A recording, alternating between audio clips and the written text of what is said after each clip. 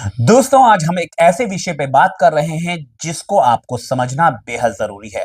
जी हां, आज हम बात करना चाहेंगे यौन आनंद के बारे में, यौन सुख के बारे में।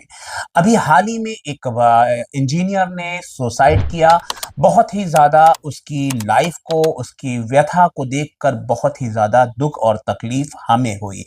आज हम बात करेंगे किस तरह आप यौनिक जीवन को एंजॉय करें। कभी कभी ऐसा देखा गया है कि पति पत्नी की फैंटेसीज एकदम अलग होती हैं। एक दूसरे के साथ अपनी फैंटेसीज को आप साझा करना ना भूलें। कभी कभी ऐसा होता है कि अगर एक पार्टनर को एक फैंटेसीज में बहुत आनंद आता है, दूसरा पार्टनर उस फैंटेसीज में कंफर्ट नहीं होता, तब भी आपके बीच में यौन कला हो जाती है। आपके बीच में सेक्सुअल इश्यूज पनपने लगते हैं। जी हां, अगर हम बात करें तो हम आपको यह भी बताना चाहेंगे कि ओरल सेक्स, कनिलिंगस, ये सारी चीजें फैंटेसाइज हैं। इसमें आप एक दूसरे के साथ में कंफर्ट जोन में रहते हैं। कभी कभी ऐसा होता है कि पार्टनर आपको इस क्रिया के साथ वो कंफर्ट नहीं होता, जिसकी वजह से वो आपके ऊपर दोषारोपण करता है या अनैतिक सेक्स की बात करता है। मैं बात करना चाहूंगा कि हमारे बहुत सारे पार्टनर आपस में अपनी सेक्सुअल फैंटेसीज को साझा नहीं करते। कभी कभी एक पोजीशन में एक पार्टनर को आनंद आता है, दूसरी पोजीशन में दूसरे पार्टनर को पेन होता है या वो अनकंफर्टेबल अपने आप को महसूस करता है। ऐसी कंडीशन में भी आपके सेक्स रिलेशंस में अरुचि हो जाती है, जिसकी वजह से आपका एक वैवाहिक जीवन त्रस्त हो जाता है। आप एक दूसरे पे दोषारोपण करने लगते हैं और ये बात कोर्ट कचहरी तक पहुंच जाती है। मैं आपको बताना चाहूंगा कि सेक्स एजुकेशन की कमी की वजह से हमारे वैवाहिक जीवन, हमारे पति पत्नी के बीच में बहुत ज्यादा कला हो जाती है। साथ में हम कभी कभी नॉर्मल सेक्स फैंटेसीज को भी अननेचुरल कह करके एक दूसरे के बीच में दोषारोपण करके अपने इस रिश्ते को तोड़ने की कगार पर आ जाते हैं। जी हां दोस्तों, मैं डाइवोर्स की बात कर रहा हूं और आप कोर्ट केस करते हैं। कभी कभी ऐसा होता है कि कोर्ट केस में जो हमारे जज लॉबीज हैं, उनमें ये बात पूरी तरह से कंफर्मेट नहीं हो पाती कि एक्चुअली कंडीशन क्या है। सपोज अगर हम बात करें पति पत्नी के बीच में एक दूसरे के प्रति चुंबन प्रक्रिया में दांत का काटा जाना, जिसे आप बाइटिंग कहते हैं, दैट्स अ फैंटेसी।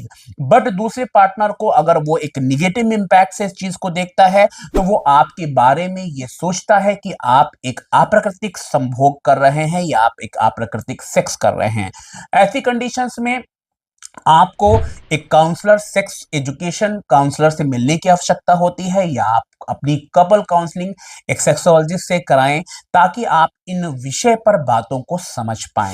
अगर बात की जाए संबंध की या संभोग की, तो संभोग को ये कहा गया है, तुम मुझ में समा जाओ, मैं तुम में समा जाऊं। ऐसी कंडीशन में अगर फीमेल पार्टनर आपको कोऑपरेट नहीं करता, तो आप उस पर दोषारोपण करते हैं कि फीमेल कहीं और इन्वॉल्व है। कभी कभी ऐसे देखने को मिला है कि मेल पार्टनर को एक एंजाइटी होती है, परफॉर्मेंस एंजाइटी होती है, उसे घबराहट होती है। उस घबराहट की वजह से उसको पेनाइल इरेक्शन नहीं आता। ऐसी कंडीशन में महिला पक्ष के द्वारा मेल पार्टनर को नपुंसक कह दिया जाता है, यानी उसकी पुंसकता का सर्टिफिकेट मांगा जाता है। और हमारे समाज में ये प्रॉब्लम दिन पर दिन बढ़ती जा रही है। इसलिए आप अपने नवविवाहित जीवन में अंधेरा ना लाएं। आप एक दूसरे के साथ एडजस्ट करें, एक दूसरे के साथ बात करें।